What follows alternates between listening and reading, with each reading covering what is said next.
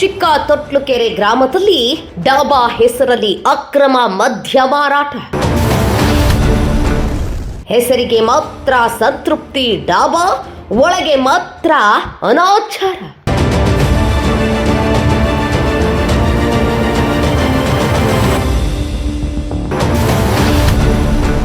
ಸಂತೃಪ್ತಿ ಡಾಬಾಗೆ ಅಕ್ರಮ ಮದ್ಯ ಮಾರಾಟ ಮಾಡಲು ಪರ್ಮಿಷನ್ ಕೊಟ್ಟಿದ್ಯಾರು?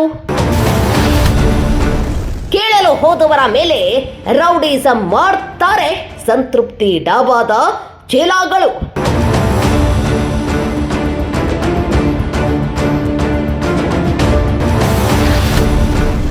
ಗೊತ್ತಿದ್ದರೂ ಕಣ್ಮುಚ್ಚಿ ಕುಳಿತ ಅಬಕಾರಿ ಇಲಾಖೆ ಅಧಿಕಾರಿಗಳು.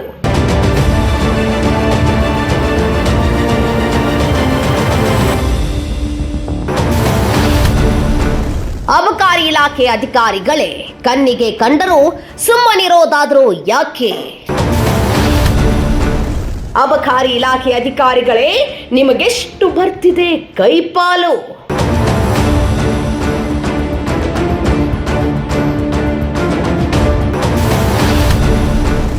ಸಂತೃಪ್ತಿ ಡಾಬಾ ಬಂದ್ ಯಾವಾಗ? Empower news exclusive story ನಿರೀಕ್ಷಿಸಿ.